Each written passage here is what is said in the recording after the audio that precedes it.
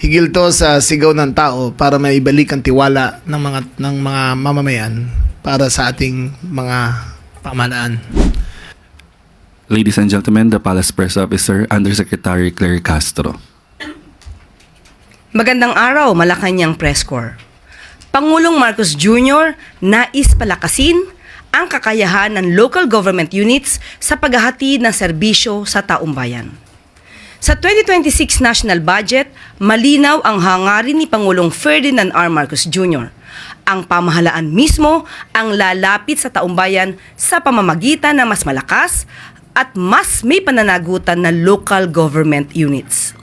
Nais din ng Pangulo na mas paigtingin ang kaugnayan sa pagitan ng local and national government.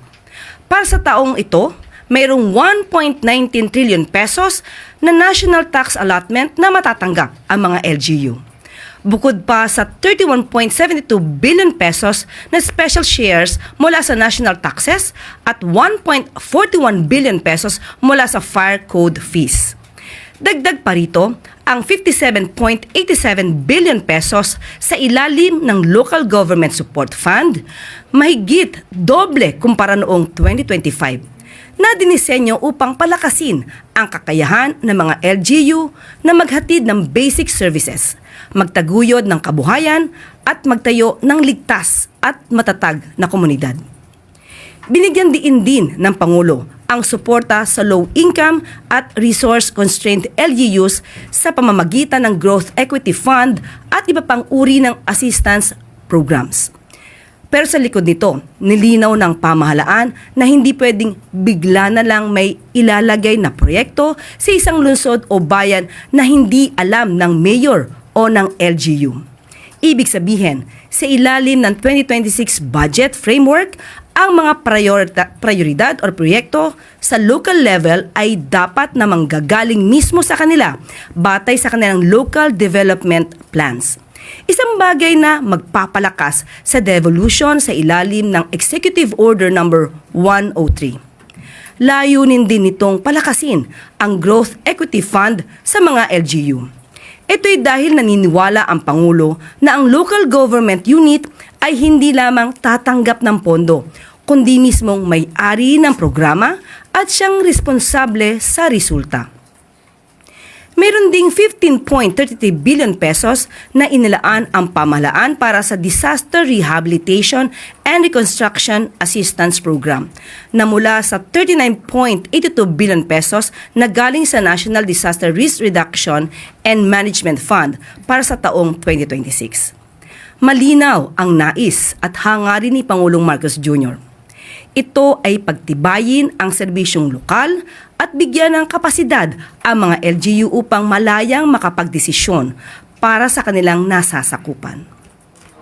Ngayong araw ay makakasama natin sina DILG Secretary John Vic Rimulya at DBM Acting Secretary Rolando Toledo upang talakayin ang budget at direktiba ng kanilang mga ahensya. Magandang umaga po, Sec. John Vic.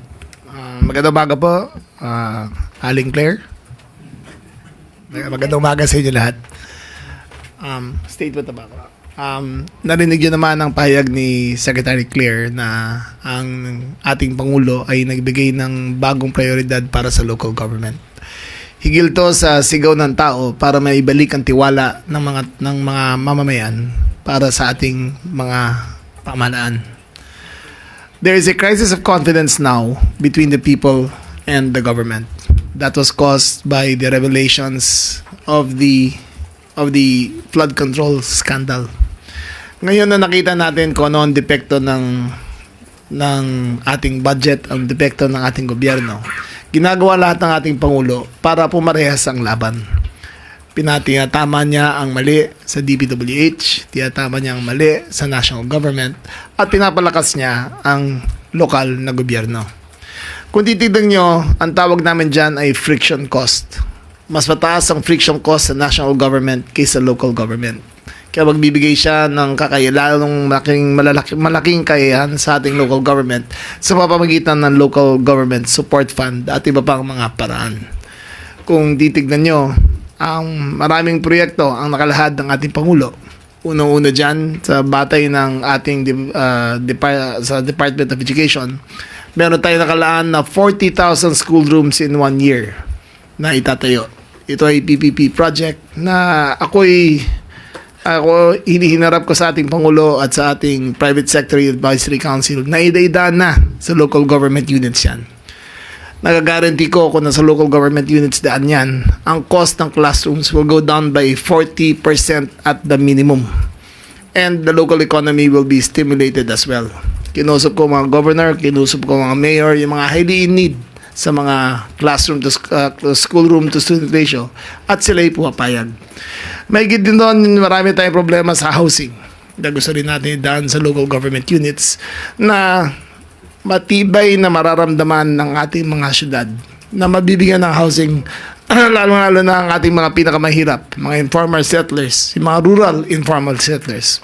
Babalak natin gumawa ng communities para sa ating mga rural workers. Ang poorest of the poor ng ating bansa ay nasa agricultural sector. Ang balak natin ay palakasin ang kanilang kakayahan sa pamamagitan ng ibaba ang kanilang cost of living. Sa tingin namin, ang rural housing, urban housing, ay ito'y malaking bagay na magagawa para maitawid ang bawat Pilipino mula sa kahirapan. Ito ang kakayahan ng local government. Ito ang kakayahan ng local government code. Pero sa ilalim ng ating Pangulo, pinalakas niya ito, nilagay niya ng pondo at bigyan niya ng tiwala na ang local government mismo ang siya mag-uusad ng national development. Yan na po. Maraming salamat at magandang umaga sa inyo lahat. Okay. So, magandang araw po. Okay, sa 2026 national budget, malinaw ang direksyon ng ating Pangulo.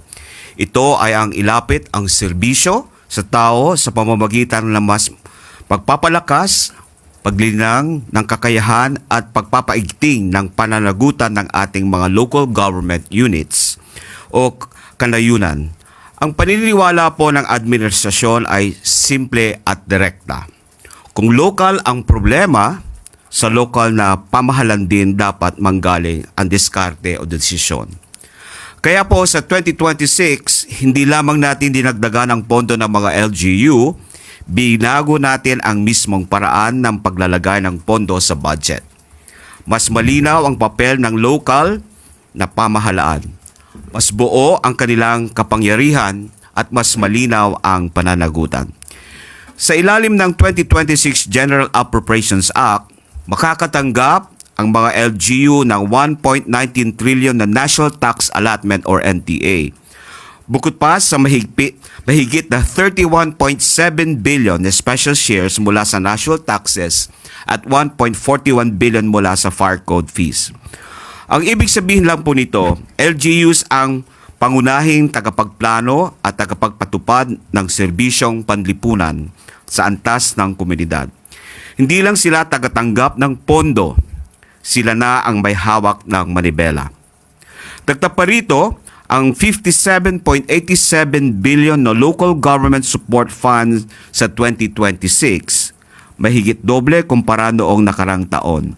Ang pondong ito ay tahasang dinisenyo upang palakasin ang basic services, suportahan ang kanayunan at kabuhayan at tulungan lalo na ang mga low-income o resource-constrained LGUs. Alam naman natin na hindi pantay ang panimulang linya ng bawat lokal na pamahalaan. Kaya malinaw ang layunin ng budget. Iangat ang lahat ng lokal na pamahalaan at siguraduhin walang maiiwan. Ngunit higit pa sa laki ng pondo, mahalaga ang malinaw na patakaran. Sa ilalim ng 2026 budget framework, hindi na pwedeng magulat ang isang mayor na may proyektong tinatayo sa kanyang lugar na hindi niya alam, hindi niya hiningi at hindi nakaangkla sa plano ng kanyang LGU. So ang budget ay hindi sorpresa. Ang budget ay plano. Kaya ang mga proyektong para sa LGU ay dapat manggaling mismo sa kanila, mula sa kanilang local development plans. Dahil sila ang may pinaka nakakaalam kung ano talaga ang tunay na kailangan ng kanilang komunidad.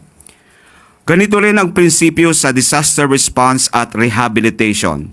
Sa 39.82 bilyong pondo ng NDRRMF o National Disaster Risk and Reduction Management Fund sa 2026, may 15.33 na direktang inalaan para sa rehabilitasyon at construction ng mga LGU. Ang pondong ito ay ginagamit batay sa approved local rehabilitation and recovery plans. Ang LGU ang magpapasya kung ano ang uunahin: bahay, paaralan, health facility, infrastruktura at kabuhayan ayon sa aktwal na pinsala at pangangailangan, hindi ayon sa dikta ng kahit sino. Sa patuloy na pagpapatupad ng devolution, malinaw ang mensahe ng Pangulo. Ang national government ay katuwang ng LGUs, hindi kapalit o kakompetensya nila.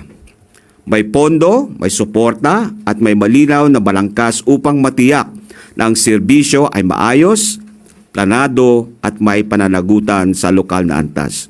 Sa huli, ang 2026 national budget ay hindi lamang listahan ng mga numero. Ito ay isang kasunduan sa pagitan ng national government at ng local governments. Naroon ang pondo, ibinaba ang kapangyarihan at malinaw ang tiwala. Mas pinatibay natin ang serbisyong lokal, mas binibigyan natin ng free hand ang LGU na magdesisyon at mas sinisiguro natin na ang kaunlaran ay magsisimula sa komunidad mula sa mga planong alam nila, kailangan nila at sila mismo ang nag-endorso. So maraming salamat po.